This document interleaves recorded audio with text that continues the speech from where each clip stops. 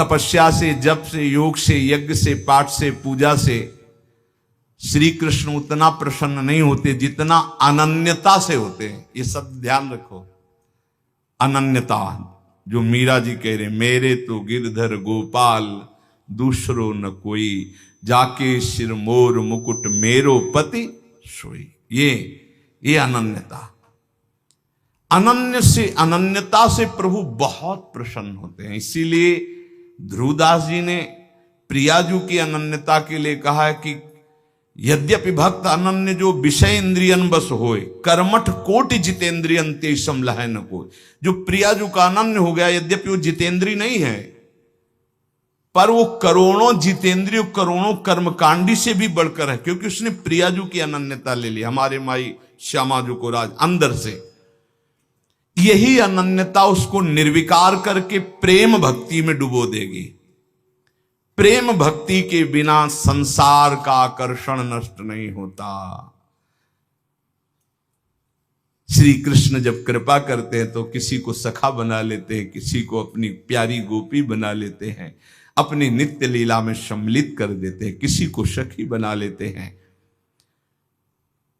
पुरुषार्थ से कोई भगवान की लीला में प्रवेश नहीं कर सकता, अभिमान से कोई भगवान को प्राप्त नहीं कर सकता। जो अनन्य हो गया वो दीन हो गया, जो निराश्रित हो गया वो आश्रित हो गया। यहां निराश्रित का है, रुपये का आश्रय, शरीर का आश्रय, संबंधियों का आश्रय, बुद्धि का आश्रय, भगवत आश्रय कहां है? भगवत आश्रय अंदर से हो जाए तो ये सब साधन है, साध्य भगवान है। जिसको अंदर से है कि मैं अपने पुरुषार्थ से भगवान को नहीं प्राप्त कर सकता, भगवान की कृपा से प्राप्त कर सकता, और रात दिन भजन करता है, पर पुरुषार्थ का अभिमान नहीं, वो भगवत प्राप्ति कर लेता है। बड़ा गूढ़ विषय है। एकमात्र भगवान के आश्रय में रहकर रात दिन भजन करता है, पर उसे अभिमान नहीं कि मैं भजन के द्वारा भगवान को प्राप्त कर लूंगा। उसको अंदर विश्वास है कि भगवान की कृपा से हमें भगवत प्राप्ति होगी, और खूब रात दिन भजन करता है, खूब लीला गायन, लीला चिंतन करता है। सनातन ने कहा, प्रभु ये तो समझ में आ गया कि भगवान की शरणागति से माया चक्र से मुक्त हुआ जा सकता है, भगवान की शरणागति में अनन्यता प्रधान है, ये समझ में आ गया। प्रभु ये अनन्यता कैसे होती है, प्रेम भक्ति का अंकुर कैसे उत्पन्न होता है? तो प्रभु ने कहा, सनातन ये अनन्यता प्राप्त करने का एकमात्र उपाय है भगवत प्रेमी महात्मा का आश्रय। जैसे परमहंस शिरोमणि जड़ भरत जी ने राजा रहुगण से कहा, जब रहुगण को उपदेश किया तो उन्होंने कहा ये भागवत धर्म, ये ब्रह्मबोध कैसे प्राप्त होगा, उपाय क्या है? तो कहा, रहुगणै तत्तपसा नयाति न चेद्यया निरूपणात् गृहाद्वा न छंदसा नैव जलाग्निसूर्यैर् विना महत्पाद रजोभिषेकम। जड़ भरत जी ने कहा, रहुगण ये जो हम तुम्हें उपदेश कर रहे हैं ये तपस्या से नहीं प्राप्त होता, यज्ञ करने से नहीं, दान करने से नहीं, घर द्वार छोड़ने से नहीं, वेदों के पाठ से नहीं, जल अग्नि या सूर्य के सेवन से नहीं। इसकी प्राप्ति का एकमात्र उपाय है भगवत प्राप्त, भगवत प्रेमी महात्मा की चरण रज का सेवन। चरण रज का सेवन होता है उनकी आज्ञा में रहना। एकमात्र ये उपाय है प्रभु के अनन्य होने का और प्रभु की प्रेम लक्षणा भक्ति का अंकुरण हृदय में होने का। बिना भगवत प्रेमी महात्मा के भगवत प्रेम प्रकट हो ही नहीं सकता। रेमन रसकन संग बिन रंच न उपजय प्रेम। अगर कोई भगवत प्रेमी महात्मा का आश्रय छोड़ दे तो जैसे कोई मगरमच्छ भरे हुए समुद्र में तैरना ना आता हो कूद पड़े, अगर तैरना भी आता है तो वो लील जाएंगे मगरमच्छ। ऐसे ही हे सनातन, नैषाम मतिस्तावदुरुक्रमांघ्रिम स्पृशत्य अनर्थापगमो यदर्थः महीयसां पादरजोभिषेकं निष्किंचनानाम न वृणीत यावत्। जैसे प्रहलाद जी ने हिरण्यकश्यप से कहा कि जब तक भगवत प्रेमी महात्माओं की चरण रज में स्नान नहीं होता तब तक जैसी मेरी मति भगवान में लगी ऐसी किसी की नहीं लग सकती। भगवत प्रेमी महात्माओं की चरण रज में, क्योंकि भगवत भक्तों की चरण धूलि में ऐसी सामर्थ्य है, उनकी आज्ञा पालन में ऐसी सामर्थ्य है कि समस्त विकारों का, अहम का नाश करके दैन्य भाव प्रकाश, दैन्य से ही भगवान रीझते हैं। जब तक तत्वदर्शी भगवत प्रेमी महात्माओं का संग नहीं, उनकी सेवा नहीं, उनका आज्ञा पालन नहीं, उनकी चरण रज नहीं, तब तक उसके हृदय में भगवत प्रेम या भगवत अनन्यता आ ही नहीं सकती। इसीलिए भगवान ने अर्जुन जी को, देखो सामने विराजमान है जगत गुरु श्री कृष्णचंद्र जो, फिर भी क्या कह रहे कि यदि तुमको तत्वबोध प्राप्त करना है तो तद्विद्धि प्रणिपातेन परिप्रश्नेन सेवया उपदेक्ष्यन्ति ते ज्ञानम ज्ञानेन तत्वदर्शिनः।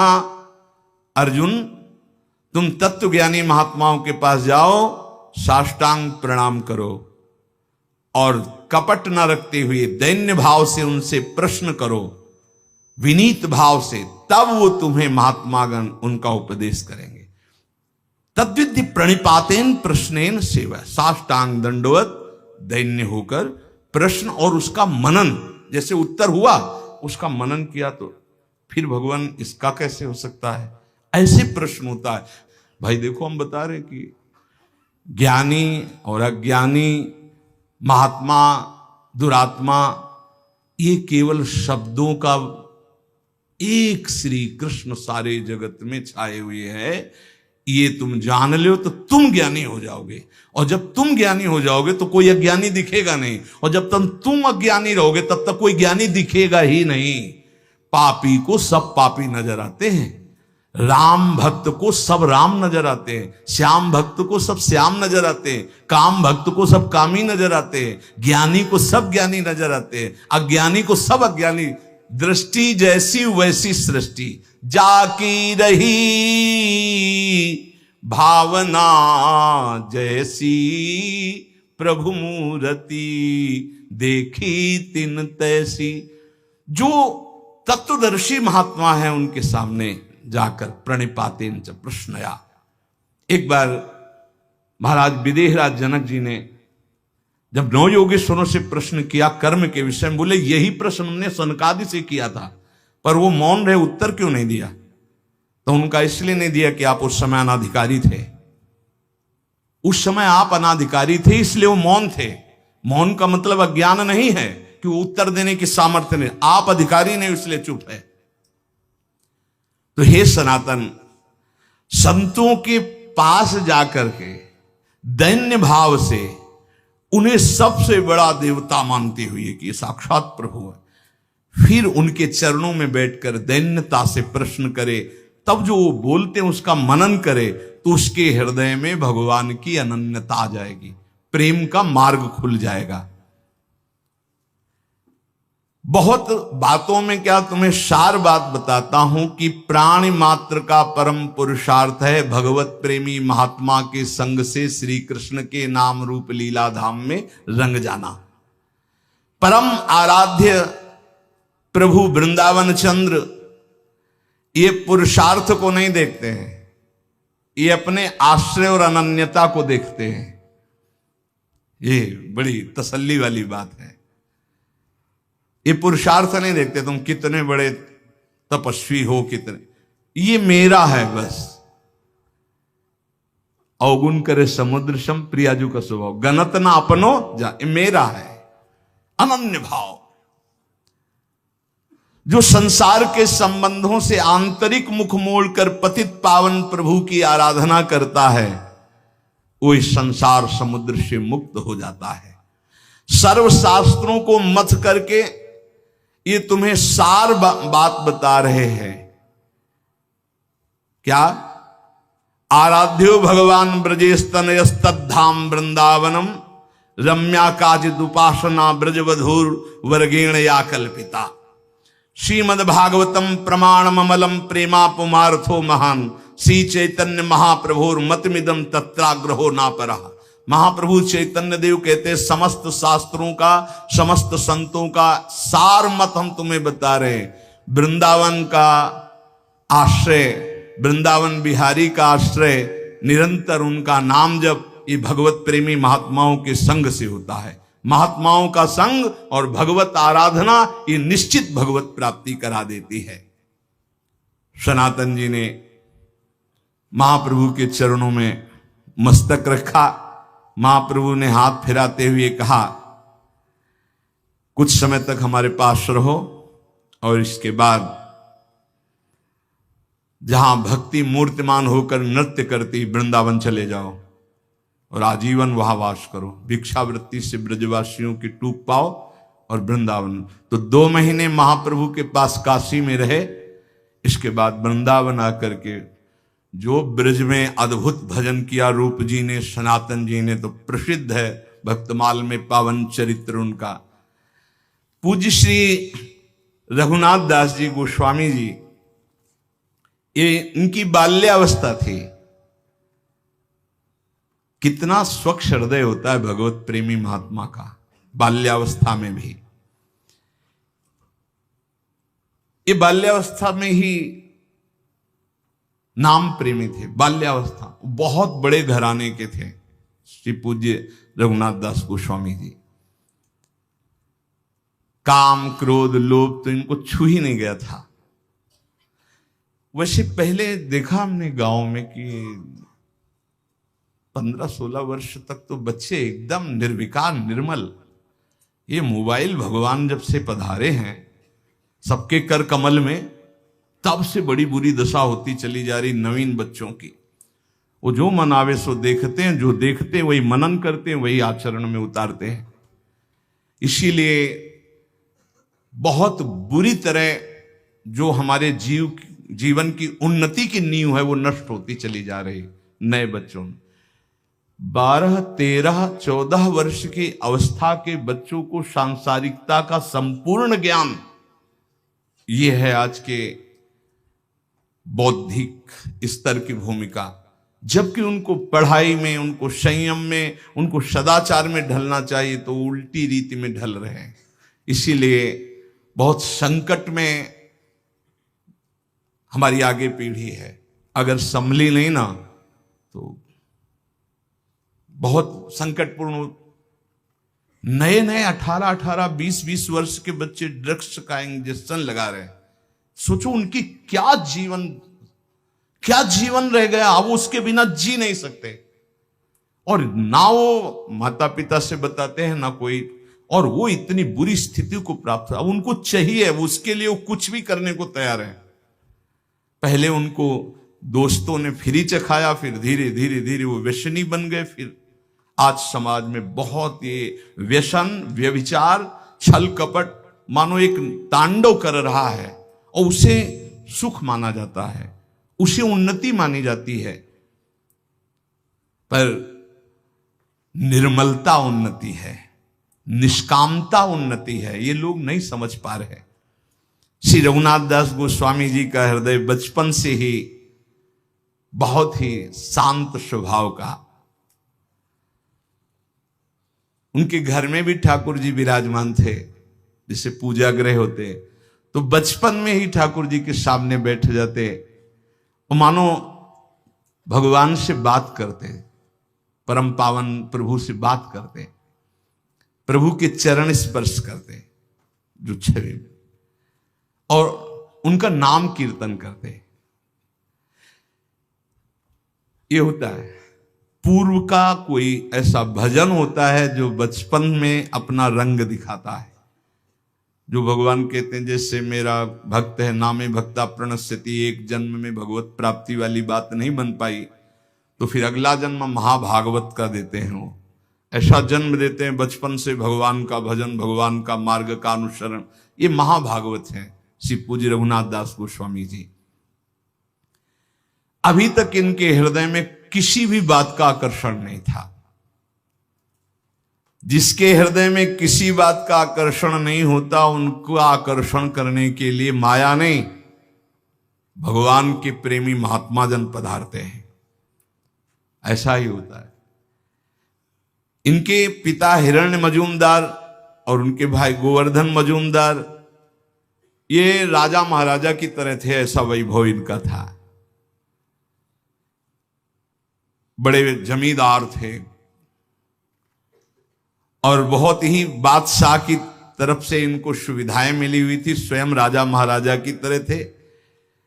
अगर गंगा जी भी आचमन करने जाना है रघुनाथ दास गोस्वामी जी को, तो 4 बेतधारी और पालकी पे बैठकर, बालक हैं 4 बेतधारी इधर उधर चल रहे, पालकी से उतरे, गंगा जी का आचमन किया, पालकी में बैठे, घर आए। ऐसा 20 लाख रुपए उस समय आमदनी थी, 20 लाख रुपए की। 12 लाख रुपए बादशाह देता था क्योंकि मजूमदार थे। लाखों रुपए की जिसकी आमदनी उस समय, उसके क्या ठाट बाट होंगे। आज के 1 करोड़ रुपए और उस समय के 20 लाख रुपए शायद, या और करोड़ से भी ऊपर हो सकते। इतने धनी होने पर उनके दोनों जो पिता थे, मतलब पिता और पिता के भाई, बड़े ही धर्मात्मा प्रकृति के थे। महाप्रभु चैतन्य देव जी तो जान रहे ना कि मेरा एक निज पार्षद कहां पल रहा है।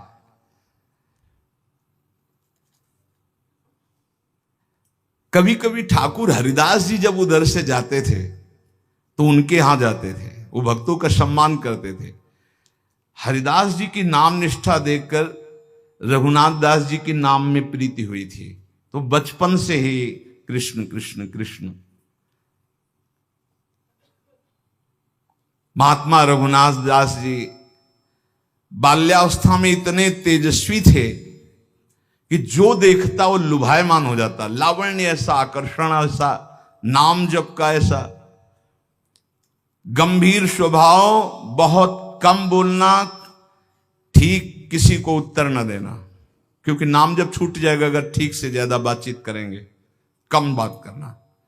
बहुत अच्छे कृपा पात्र जन होते हैं जो ज्यादा बातचीत नहीं करते। राधे राधे, कहां जा रहे हो, क्या है, क्यों न राधे राधे भी बोलना, अंदर बोलना है राधे राधे, चुपचाप निकलो, ये संसार है। राधे राधे बोल रहे, हाँ हम अंदर से बोल रहे हैं, तुम बोलो 2 बार, हम हर श्वास बोल रहे हैं राधे राधे, आगे बढ़ो। अगर कोई बड़ा पूज्य आता तो साष्टांग दंडवत करके चुपचाप एक तरफ बैठ जाते। बड़ी नम्रता, मानो स्वर्ण हो और उसमें भी सुगंध हो, ऐसे थे रघुनाथ दास जी। कोई ऐसा नहीं था जो इनको देखकर मोहित ना हो जाए, गले से लगाना ना चाहे बालक। अब तो कुलगुरु बलराम आचार्य को संस्कृत पढ़ाने के लिए रघुनाथ दास जी अपनी जो ग्रंथ पोथी उनको लेकर आचार्य के घर जाते और पोथी रख देते, हरे कृष्ण कृष्ण कृष्ण कृष्ण। नाम में इतनी प्रीति, पढ़ने में रुचि नहीं होती कि इन सब का सार है नाम, बस नाम नहीं। ये देखो बड़े महापुरुषों को होता है, आप अनुकरण ऐसा ना करना कि पढ़ाई के समय तो नाम ही हम जपेंगे और इस समय और अन्य समय उद्दंडता। ये हर समय भगवदानंद में डूबे वाले अवतारी महापुरुष हैं। सरल स्वभाव कोमल प्रकृति पर रघुनाथ दास जी के हृदय में हरिदास जी का बहुत बड़ा प्रभाव पड़ा। नाम प्रेमी जो ठाकुर हरिदास जी, जिनकी पीछे चर्चा सुनी, इसीलिए वो किसी समय भी नाम नहीं छोड़ते थे। बाल्यावस्था में कभी कभी वो गुरुदेव के पढ़ाने पर भी खड़े हो जाते और नाम कीर्तन करने लगते, भावावेश आ जाता। वो देखते रघुनाथ दास जी की नाम प्रियता, मन ही मन सोचते कि ये तो कोई अवतारी पुरुष है जो इतना नाम जापक है। जब उनकी अवस्था थोड़ी बड़ी हुई तो वैभव तो खूब था ही, पर उनका मन किसी भी वैभव भोग में नहीं लगता। उनका हृदय लगता कि भागो भागो यहां से। ये ऐसा ही होता है, ये पूर्व का होता है, ये विचारों का नहीं होता है कि उनके विचार आए फिर वैराग्य ले लिया, ऐसा नहीं होता। ये पूर्व की धरोहर होती भजन की, वो भगाते हैं, ऐसा होता है। तो भागो भगवान की तरफ, भागो भगवान को प्राप्त करो। रघुनाथ दास जी के हृदय में जिधर देखते हो सब काटने को दौड़ता वैभव। भागो, कहां भाग के जाएं, भागो, बस वो अंदर होता है, भागो असरण शरण की शरण में भागो। मन ऐसा व्याकुल हुआ कि स्वच्छंद नाम जप करूं, भिक्षा मांग के पाऊं, भागूं, ऐसा अंदर से आया। ये सोने के चांदी के ठीकरों में जीना अब मुझे अच्छा नहीं लगता। प्राणों की बाजी लगाकर अब इस बार मुझे इस जेल से मुक्त होना है। ये जो धन वैभव की जेल है, उनका मन तड़पने लगा कि थोड़ा तो किसी महात्मा का संग मिल जाए, मेरा बल पक्का हो जाए। परिवार वालों ने जो ही इनका व्यवहार देखा कि न खान पान में रुचि, न भोग विलासता की वस्तुओं में रुचि, ढेर सारी उनकी भोग सामग्रियों की, वहां तो खूब वैभव था ही, कोई चीज वो स्वीकार नहीं करते। क्या खाओगे, क्या पियोगे, क्या देखोगे, क्या चाहिए तुम्हें। ऐसी दशा में दोनों भाई चिंतित हो गए, पिता और ताऊ भी। वो हर समय गंभीर, बस कृष्ण नाम, कुछ नहीं हो। उस समय महाप्रभु सन्यास लेकर शांतिपुर में अद्वैताचार्य के घर आए हुए थे। रघुनाथ दास गोस्वामी जी ने चर्चा सुनी घर में, महाप्रभु चैतन्य देव आए हुए हैं अद्वैताचार्य जी के घर, 4-5 दिन रुकेंगे। ये भागे घर से, मुझे दर्शन करना है, महाप्रभु के दर्शन करने व्यवस्था की गई। बोले नहीं, पालकी में नहीं, पैदल भाग करके गए। महाप्रभु के सामने गए, बालक ही थे, लौट गए। महाप्रभु ने कहा आओ रघु आओ। रघुनाथ दास नाम था तो रघु के आओ, दुलार से कहा। और कहा बहुत समय से बिछुड़े थे, आज मिले हो। मतलब भगवत पार्षद है ये तो। संसार में चिरकाल से भटका हुआ जीव जब अपने स्वामी की शरण में पहुंचता है तो कैसा सुख मिलता है, ऐसा से रघुनाथ दास जी को सुख मिल रहा है। महाप्रभु ने गले लगाया रघुनाथ दास जी को। रघुनाथ दास जी ने कहा प्रभु मुझे कुछ अच्छा नहीं लगता, पता नहीं क्या हो गया, ऐसा लगता है भागूं। उनका नहीं, बिल्कुल नहीं, घर में जाके रहो और घर में भजन करो। ये मरकट वैराग्य अच्छा नहीं होता। 4 दिन के लिए बैरागी बने, फिर लौट करके घर की बात याद आवे, घर की सुविधा याद आवे, ऐसा नहीं। वैरागी को घर से कोई भी वस्तु का प्रयोग नहीं करना चाहिए। ये सिद्धांत है वैराग्य का, ये सिद्धांत है। वो भगवत आश्रित ही जीना चाहिए। धाम है इसलिए थोड़ा सा गुरुजन छूट दे देते हैं, चलो वास करो किसी तरह के शिव, पर वो एकमात्र वैरागी का आश्रय भगवत प्रदत्त जीवन होना चाहिए। भगवत प्रदत्त वैरागी का मतलब ही होता है भगवत प्रदत्त जीवन। महाप्रभु ने कहा नहीं, ये मरकट वैराग्य अच्छा नहीं होता कि 4 दिन के लिए वैरागी बने फिर घर का याद आवे, घर की वस्तु का सेवन, ऐसा है। महाप्रभु ने कहा ये मरकट वैराग्य ठीक नहीं रहता, तुम जाके घर में रहो। रोते हुए वापस चले आए। जब महाप्रभु ने स्वीकार नहीं किया, पिता को बड़ी चिंता हुई। बहुत सुंदरी नवकिशोरी से इनका ब्याह करवाया कि यही एक फांस है जिसमें रोका जा सकता है बैरागी को। गोवर्धन दास धनी थे, राजा और प्रजा दोनों के प्रीति भाजन थे, बड़ी प्रतिष्ठा थी, उनकी बड़ी ही सुंदर कन्या थी, उससे विवाह करवाया। राजाओं के समान वैभव उन्होंने दहेज में दिया। रघुनाथ दास जी को ऐसी सुंदर पत्नी, ऐसा सब भोग विलास देखा भी नहीं। कैसा कृष्ण नाम का स्वाद है, जबरदस्ती ब्याह कराया गया, उनकी तो रुचि ही नहीं थी। पिता को क्या पता था कि इनका मन तो किसी अव्यक्त से संबंध मान चुका है। पत्नी का सौंदर्य, पत्नी की प्रियता, भोग सामग्रियां, सब वैभव तुच्छाति तुच्छ इनको नजर आया।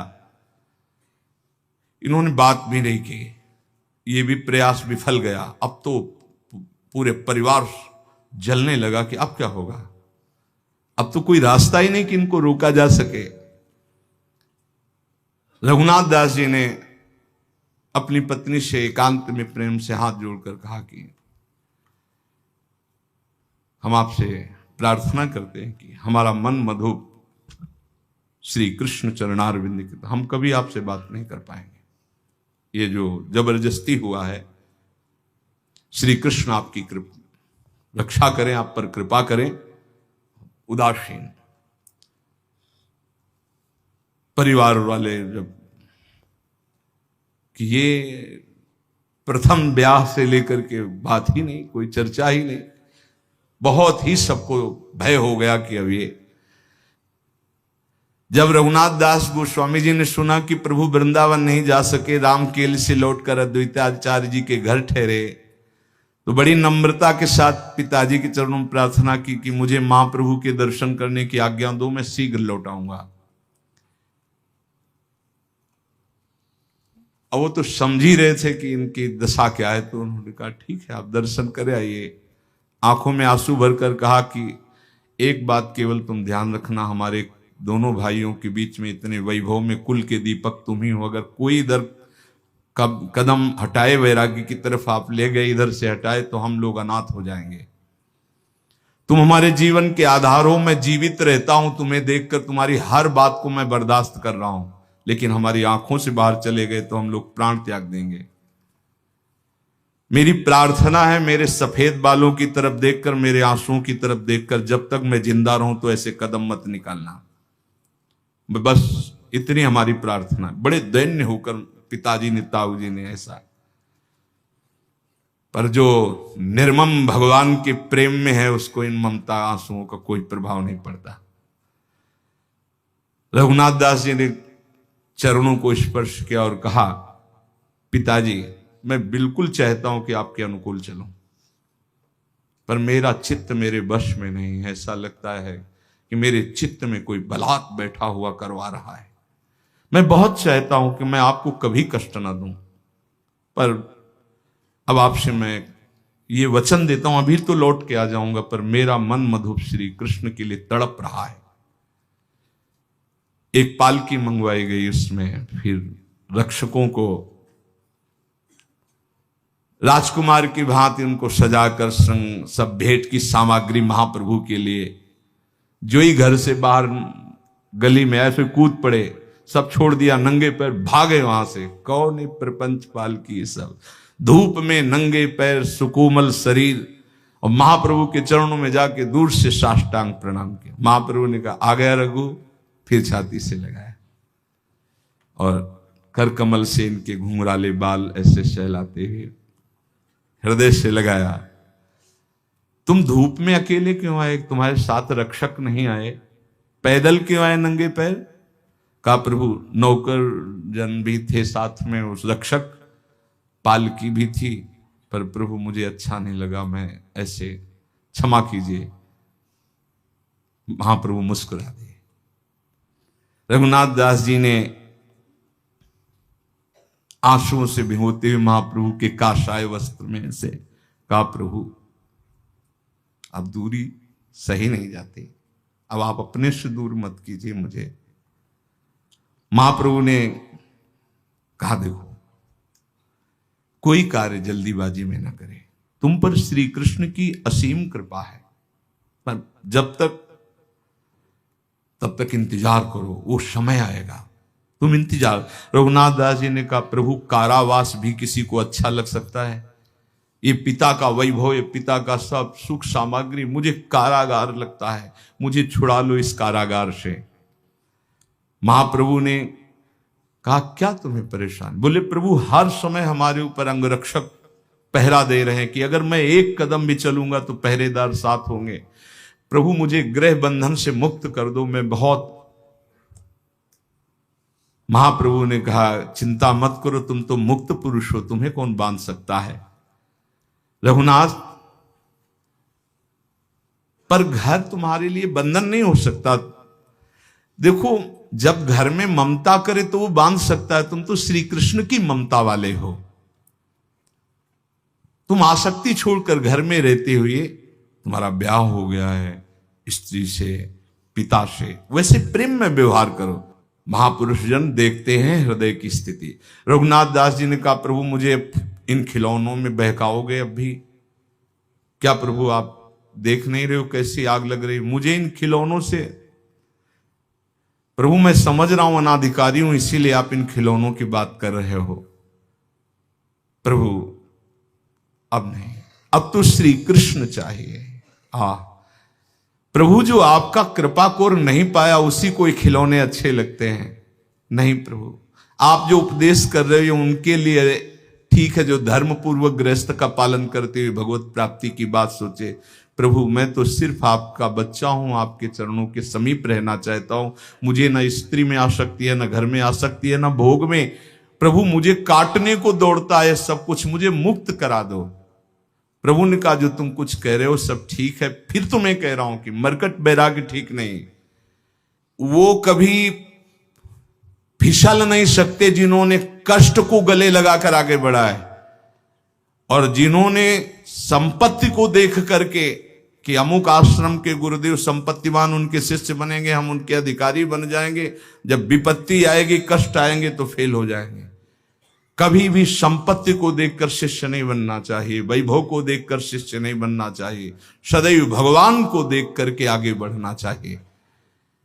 जो ये क्षणिक बैरागी होते, इन पर जब कसौटी कसती है माया तो ये लोग भाग पड़ते हैं, फिर इनको घर ही में देखा जाता है। महाप्रभु कह रहे, रघुनाथ दास जी ने कहा प्रभु कसौटी तो बैरागियों की होती, हम तो आपके बच्चा है प्रभु। ये बहुत बचने का बहुत सुंदर उपाय है। प्रभु क्या आपकी कृपा रूपी अमृत का पान करने वाले को कभी क्या विषय भी सता सकता है नाथ? क्या आपके चरणों का आश्रय लेने वाले को कभी राग फंसा सकता है? प्रभु ने धीरे से कहा ठीक बात है, तुम्हारी ठीक बात है, पर अभी मेरी आज्ञा है तुम जाओ, अभी घर जाओ। मैं यहां से लौटकर पुरी जाऊंगा, फिर समय आएगा तुम पुरी में मुझे मिल जाओगे। ये नहीं कहा कि आप आना, समय आएगा तो तुम पुरी में मुझे मिल जाओगे। रघुनाथ दास जी को लगा कि महाप्रभु का आदेश हो गया है। अभी महाप्रभु पुरी तक पहुंचे, 7 दिन 7 रात्रि महाप्रभु के पास ही रहे, अद्वैताचार्य जी के घर। महाप्रभु का उच्छिष्ट पाते, चरणों के नीचे शयन करते। वहीं श्रीमन माधवेंद्रपुरी की पुण्यतिथि समीप ही थी। अद्वैताचार्य की प्रार्थना करने पर शांतिपुर में महाप्रभु और टिके। कई दिन तक आनंद मिलता रहा रघुनाथ दास गोस्वामी को महाप्रभु की उच्छिष्टामृत का। महाप्रभु फिर वहां से जब चले तो रघुनाथ दास गोस्वामी जी रोते हुए घर आए। मजूमदार जी ने समझ लिया कि अब ये हमारे हाथ से गए, अब ये हमारे वश में नहीं। कड़ा पहरा लगा दिया कि अब तो प्यार की जरूरत नहीं, अब शासन की जरूरत है। 1 मिनट के लिए भी दसियों छड़ीदार साथ, शयन, लघुशंका, शौच, कहीं भी बाहर, स्कूल जाना बंद, विद्यालय संस्कृत के जाना बंद, पालकी में बैठाल करके आचार्य को घर बुलाते, पैसा था यहीं पढ़ो, पूरी व्यवस्था। रघुनाथ दास जी जब इतने बंधन में कुछ दिन रह रहे थे तो किसी वैष्णव के मुख से सुना कि महाप्रभु वृंदावन से होकर जगन्नाथपुरी में आ गए हैं। बस उनके हृदय में छा गया। महाप्रभु ने कहा था जब मैं पुरी आ जाऊं तो पुरी में समय आएगा तब तुम मिलोगे, भागो यहां से भागो, ऐसा उनके हृदय में आया था।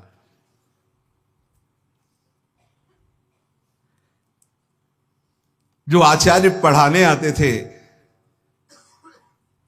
उनके मन में आया कि निकलने का एक ही उपाय है कि इन्हीं के संग पीछे निकला जाए।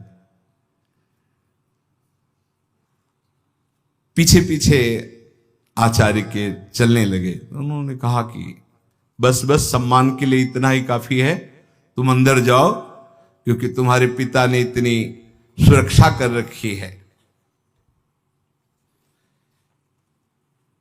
मन में कि बंदी की तरह अब मुझे जीवन नहीं जीना है, क्षण भर के लिए भी जीवन नहीं जीना। हा गौर हा प्राण वल्लभ, अंदर से एकदम फिर अपने को संभाला और कहा, गुरुदेव अंदर तो सब व्यवस्था है, पीछे सब खड़े हैं, थोड़ी देर खुली हवा में आपके साथ चल सकते हैं? आपकी आज्ञा जहां होगी थोड़ी देर के बाद में। हृदय में आग जल रही कि बस केवल घर से बाहर निकल कर गली में पहुंचे, इनको उधर जाना होगा, मैं जगन्नाथपुरी के लिए भागूं।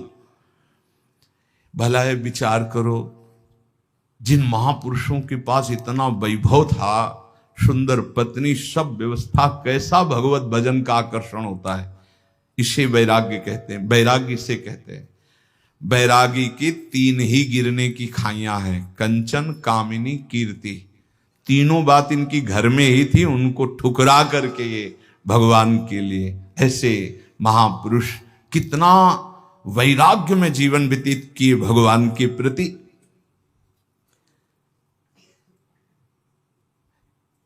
रघुनाथ जी जैसे कोई बावरा हो गया हो, पीछे पीछे उनके चले। उन्होंने कहा, जाओ अब वापस, अब तो जाओ ना। हाँ गुरुजी, पहले आप आगे निकल करके अपने गली में जाइए, हम तो आपके चरणों के दर्शन खड़े खड़े कर रहे हैं। उनको लगा ये भी ठीक बात है, वो गए। जे ही ऐसे गए, आसपास देखा, अच्छा अंगरक्षकों ने इसलिए कि गुरुजी के पास 4 कदम जाएंगे, भाग पड़े रघुनाथ दास जी। हा गौर हा प्राणनाथ, जगन्नाथपुरी के लिए। जिसको भगवान में अनुराग हो जाता है, उसको कोई संकट, कोई विपत्ति, नई अवस्था, नंगे पैर, ना कुछ खाना ना पीना, ना कोई साथी, और जगन्नाथपुरी नजदीक थोड़ी है। कई दिन रात भागते ही रहे, क्योंकि पता था कि राज कर्मचारी पकड़ लेंगे। देखो, जिस सुख के लिए बैरागी फिसल सकता है, उन सुखों को कैसे छोड़कर भगवान के मार्ग का अनुरागी भागता है। कहीं मेरे पिता की का राज कर्मचारी मुझे पुनः पकड़कर घर ना ले जाए, इसलिए रात दिन भाग रहे जंगल के रास्ते से। जैसे परशुराम जी की बेटी करमेती बाई, जब वो वृंदावन के लिए भागी, जब देखा कि गवन के लेने वाले आ गए, तो उनका ये जीवन तो श्री कृष्ण को है, दूसरा कैसे इसे स्पर्श कर सकता है। रात में भागी, स्त्री शरीर, सोचो मतलब कितना प्रबल बल होता है भगवान का। अब सुबह हुआ, मां ने देखा कि अरे रिश्तेदार तो बैठे हैं जो बेटी को लेने आए हैं, और बेटी ही गायब हो गई। परशुराम जी से कहा, उन्होंने तुरंत राजा को सूचना की। राजा उनके शिष्य थे, राज कर्मचारी घोड़ों पे भागे, चारों तरफ सूचना दी कि वृंदावन के मार्ग में होगी, क्योंकि वृंदावन वृंदावन पुकार रही, तो जरूर वृंदावन भाग के जाएगी। इधर घोड़े दौड़ाए गए। श्री कृष्ण अनुरागिनी करमेती बाई ने भी सोचा कि सबको पता मैं वृंदावन जाऊंगी। थोड़ी दूर में देखा, टॉप से, जो घोड़ों के टॉप से धूल उड़ती, उन्होंने समझ गए राजकर्म। वहां एक ऊंट मरा हुआ पड़ा था। सोचो ऊंट की कितनी बड़ी दुर्गंध, सड़ा हुआ, उसमें के पेट में जो ऐसे पशुओं, हिंसक पशुओं ने खाया था, खोखला बन गया था ढांचा, उसके अंदर घुस गई। 3 दिन 3 रात तक उसके अंदर कितनी सड़न में, उनको कोई सड़न नहीं लग रही। कृष्ण कृष्ण कृष्ण कृष्ण, सब रास्ते खुजवा। जब उनको लगा कि अब कोई नहीं, तब बाहर निकली और वृंदावन के लिए आई। ये कैसा भगवान के अनुराग का मार्ग, जहां संसार के भोगों के लिए लोग पागल घूम रहे हैं, ये श्री कृष्ण